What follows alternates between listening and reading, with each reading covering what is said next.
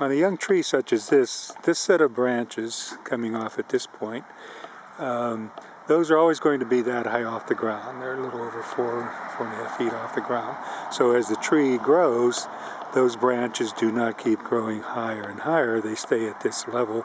They just get thicker and thicker. So eventually we're going to wind up with a tree that has a branch that's several inches thick at this height, which is a good head knocker.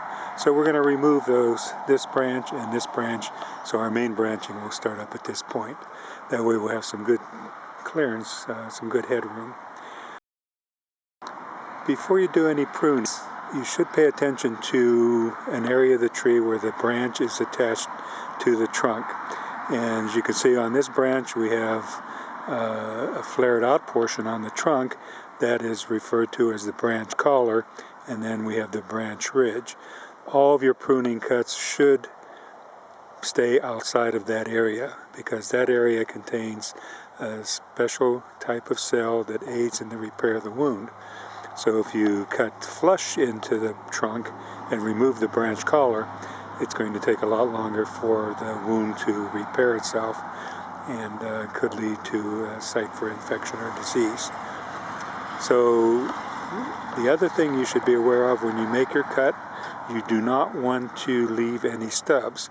So by stubs, I mean any time I've seen a lot of people prune and they'll cut and leave a little stub like that.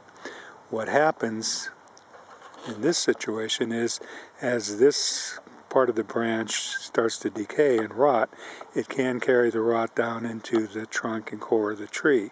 So you want to avoid that. So all of our cuts, to be done properly, should remain outside of the branch collar, but not leave any stubs. So we'll just make a little cut right there.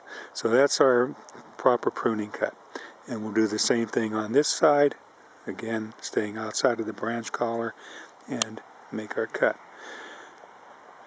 Eventually what happens is, as you can see some of these old cuts, you can see how the edges are rolling over. These were branches that were taken off last year, and the tree is starting to encapsulate that old wound.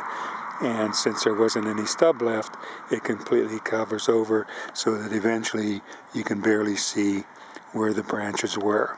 And it gets, with a couple of years, you don't see any signs of the branch.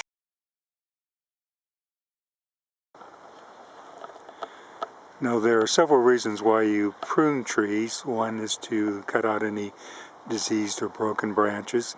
Another reason is to control the shape or form of the tree. And this is more important in its younger years. These trees are several years old. They are like teenagers. They're sort of growing in a lot of different directions. They put out a lot of growth. You can see where this branch was cut a year ago. This is all one season's growth from that cut point. So the red maples are very fast growers, and we can control the direction of growth by selecting the buds, even the dormant buds.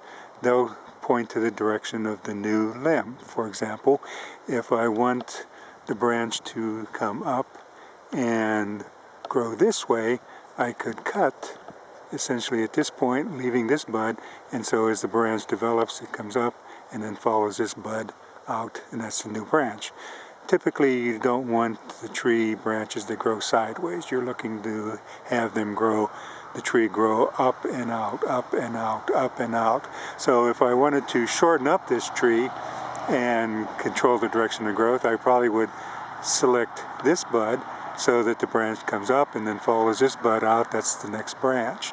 You want to avoid anything that's going to cause the branches to grow inwards towards the center of the tree. That's a situation you want to avoid, because if I cut here and allow this limb to develop, then the branch comes up, follows that in back towards the center of the tree.